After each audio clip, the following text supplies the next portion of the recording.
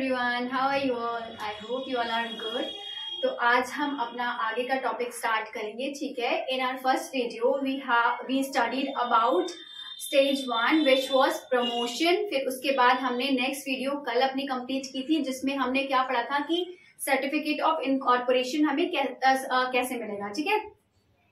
अब उसके बाद हम थर्ड वाला जो स्टेज था हमारा capital subscription and last one commencement, ठीक है, वो हम इसमें कवर करेंगे. अब देखिए आप लोग सोच रहे होंगे इनकॉर्पोरेशन का सर्टिफिकेट तो हमने पढ़ा ही नहीं, बट हमने पढ़ लिया, ठीक है. पीछे जो हमने मेमोरेंडम ऑफ एसोसिएशन और आर्टिकल ऑफ एसोसिएशन पढ़ा था, ठीक है, वो और बाकी के सारे डॉक्यूमेंट्स जो भी हमने पढ़े थे, तो वो सारे डॉक्यूमेंट जब हमें मिल जाते हैं उसके बाद मैंने आपको बताया था उसके बाद हमें क्या मिल जाता है, सर्टिफिकेट ऑफ इनकॉर्पोरेशन, ठीक है. अगर आप लोगों को थोड़ी आवाज आ रही होगी बाहर से क्योंकि कुछ काम हो रहा है किसी के यहाँ, तो थोड़ा सा एडजस्ट करेगा. आज थोड़ा साउंड में प्रॉब्लम हो सकती है आई थिंक, ठीक है. तो हम स्टार्ट करते हैं अपना आगे का topic. Now third stage was capital subscription. देखिए कैपिटल आपको मैं बहुत बार बता चुकी हूँ कैपिटल क्या होता है कि जब हम कोई बिजनेस स्टार्ट करते हैं तो उसके लिए हमें क्या चाहिए होता है, कैपिटल. अब वो कैपिटल आती कहाँ से है, ठीक है. कंपनी स्टार्ट करने के लिए हमें बहुत सारा फाइनेंस चाहिए, तो उस चीजें के लिए उसके लिए क्या होता है, हमें कैपिटल चाहिए होती है. तो वो सारी कैपिटल क्या हम रिश्तेदारों से कितना ही ले लेंगे, और आजकल आपको पता है कि पैसे के मामले में तो कोई सगा नहीं होता, तो कोई ही नहीं देगा, ठीक है. तो वो फाइनेंस हमें कैसे एडजस्ट करना पड़ता है. देखिए जो हमने दो स्टेजेस पढ़ी थी, प्रमोशन और इनकॉर्पोरेशन. प्राइवेट लिमिटेड कंपनी में क्या होता है कि वो कंपनी अपना स्टार्ट कर सकता है after getting the certificate of incorporation, ठीक है.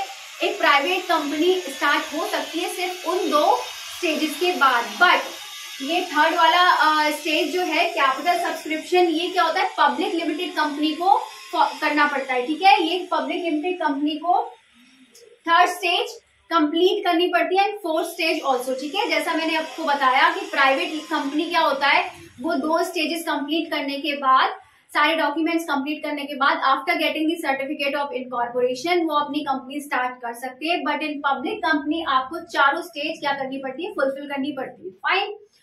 अब देखिए capital subscription, public company can raise funds, ठीक है, from public through issue of shares.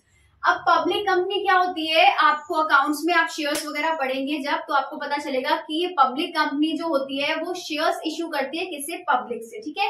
जो मैंने आपको बताया था कि शेयर होल्डर्स होते हैं हमारे, वो कौन हो जाते हैं, ओनर्स, क्योंकि वो हमारे शेयर्स परचेज करते हैं, तो वो उतने ही शेयर्स के लिए क्या हो जाते हैं, ओनर हो जाते हैं. फाइन.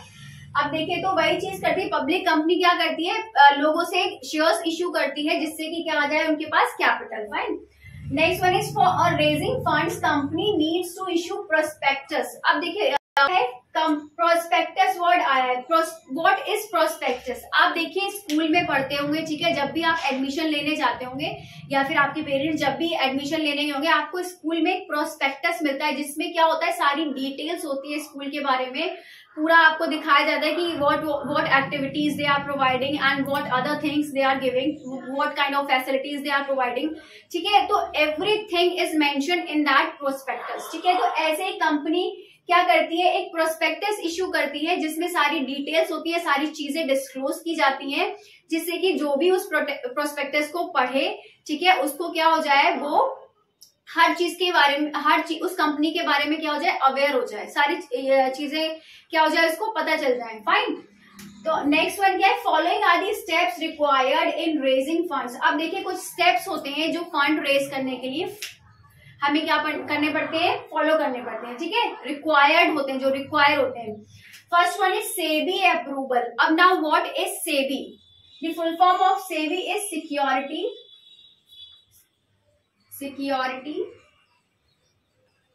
एक्सचेंज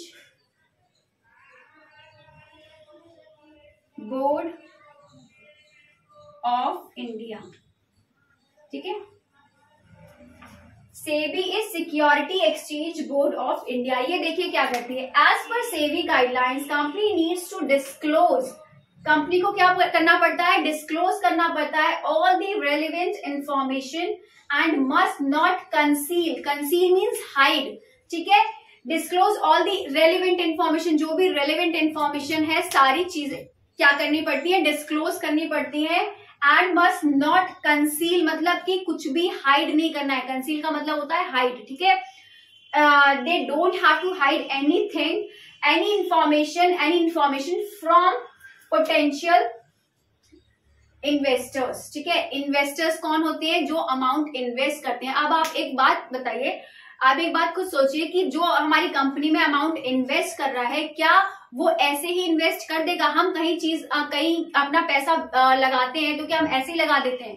सबको अपना पैसा प्यारा होता है, तो क्या करते हैं उसमें वो जो इन्वेस्टर है, जो भी कंपनी में इन्वेस्ट कर रहा है अमाउंट, तो वो सारी चीजों को देखता है, जिसमें सेबी के अकॉर्डिंग क्या मतलब इन लोगों ने बोला है सेबी ने कि उसमें क्या होना चाहिए, सारी रेलिवेंट इंफॉर्मेशन पूरी डिस्क्लोज करी होनी चाहिए, कुछ भी हाइड नहीं होना चाहिए. ठीक है, जिससे कि क्या हो, जो भी यूजर्स हैं, जो भी इन्वेस्टर्स हैं, वो सारे क्या कर सके, हमारे में जो अमाउंट इन्वेस्ट कर सके, तो वो श्योर हो सके कि हाँ कि एवरीथिंग इज करेक्ट. ठीक है, we are in a safe zone. Fine. तो ये हो गई सेबी के according. Next one is filling of prospectus. Filling of prospectus. ठीक है, अब देखिए प्रोस्पेक्टस मैं आपको बता चुकी हूँ कि exactly what is prospectus. Now filling of prospectus means copy of prospectus is filed with the ROC. ROC means registrar of company. ठीक है, रजिस्ट्रार ऑफ कंपनी. अब देखिए यहाँ क्या होता है, जो प्रोस्पेक्टस की कॉपी होती है वो किसके थ्रू फिल्ड की जाती है? रजिस्ट्रार जो कंपनी का होता है इसके थ्रू. ठीक है, investor make their mind to invest in company on the basis of prospectus. जैसा मैंने अभी आपको बताया कि जो प्रोस्पेक्टस में होगा, अब जैसे कि प्रोस्पेक्टस होता है तो उसमें हम सारी चीजें देखते हैं, उसी के अकॉर्डिंग क्या करते हैं, हम अपना डिसीजन लेते हैं कि हमें इस कॉलेज में एडमिशन लेना है या नहीं लेना है, स्कूल में एडमिशन लेना है या नहीं. तो वैसे ही क्या होता है, एक कंपनी होती है, उसमें सारी चीजें क्या होता है, जो डिटेल्स दी होती है उसी के अकॉर्डिंग इन्वेस्टर देखकर कि हाँ हमें इसमें इन्वेस्ट करना चाहिए या नहीं, तो वो तभी उस कंपनी में इन्वेस्ट करते हैं. ठीक है, next one is appointment of banker, broker and under writer. ठीक है, अब क्या होता है यहाँ पर प्रोफेशनल्स के जो अपॉइंटमेंट्स होते हैं वो होते हैं बैंकर का, ब्रोकर का और अंडर राइटर. अब देखिए अंडर राइटर क्या होता है, बैंकर ब्रोकर तो मैं आपको बता चुकी हूँ, but what is under writer?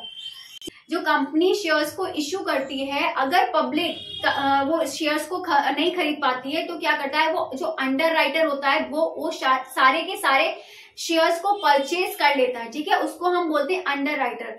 क्योंकि हमने क्या करना होता है, कंपनी अंडर राइटर को दे देती है कि ये सारे शेयर्स आपको पब्लिक में इश्यू करने हैं, बट पब्लिक जब नहीं लेती है तो वो अंडर राइटर होता है जो सारे के सारे शेयर्स खुद परचेज कर लेता है, उसको हम क्या बोलते हैं, अंडर राइटर. ठीक है, next one is minimum subscription. अब मिनिमम सब्सक्रिप्शन क्या होता है? देखिए मिनिमम सब्सक्रिप्शन का मतलब है कि जो कंपनी शेयर इश्यू कराती है वो मिनिमम 90% शेयर क्या होने चाहिए, कंपनी पब्लिक के थ्रू इश्यू होने चाहिए, पब्लिक के थ्रू परचेज होने चाहिए. ठीक है, मतलब जैसे कि आपने 1 लाख शेयर्स इश्यू करे हैं और कंपनी और जो पब्लिक है उसने क्या करा, 90,000 उसको क्या करने हैं, शेयर्स इश्यू करने ही करने हैं. अगर 90 से 89 भी आ गया, ठीक है, तो वो क्या हो जाएगा, सारे के सारे शेयर्स हमें पब्लिक को दोबारा रिटर्न करने पड़ेंगे, क्योंकि इट इज मैंडेटरी दैट क्या होगा कि कंपनी को जो भी शेयर्स आ रहे हैं, जो भी शेयर्स इश्यू कर रहे हैं, उसमें 90% पब्लिक शेयर करे ही करे. अगर नहीं होता है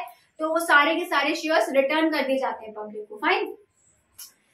Next one is application to stock exchange. In this they check out the every purchase sales of shares. ठीक है, and next one is allotment of shares. अब उसके बाद क्या हो जाता है, जो शेयर्स होते हैं वो कंपनी को अलॉट कर दिए जाते हैं, अलॉट हो जाते हैं. उसके बाद हमें जो कमेंसमेंट वाला लास्ट वाला जो हमारा स्टेज है कमेंसमेंट, ठीक है, वो क्या हो जाता है, कंप्लीट हो जाता है. ठीक है, अब ये मत बोलना कि स्टेज 4 तो हमने पढ़ी नहीं है, क्योंकि इसमें होता है कि स्टेज 3 कंप्लीट करने के बाद हमारा स्टेज 4 कंप्लीट हो जाता है. ये सारे चीजें करने के बाद हमें जो कमेंसमेंट होता है means now we can start our public company. ठीक है, प्राइवेट कंपनी तो हम उन 2 स्टेजेस के बाद ही स्टार्ट कर सकते थे, बट पब्लिक कंपनी में हमें ये चारों स्टेजेस करनी पड़ती है कंप्लीट. ठीक है, तो ये चारों स्टेजेस करने के बाद अब now we can start our public company. Fine. तो ये यहाँ हमारा chapter formation of a company complete होता है. ठीक है, हमने सारी की सारी चारों स्टेजेस पढ़नी है. I hope you all understand. So this is all for today. I hope like my video, then kindly do like, comment, share and subscribe my channel. So till then, bye bye, take care, have a good day and take a screenshot.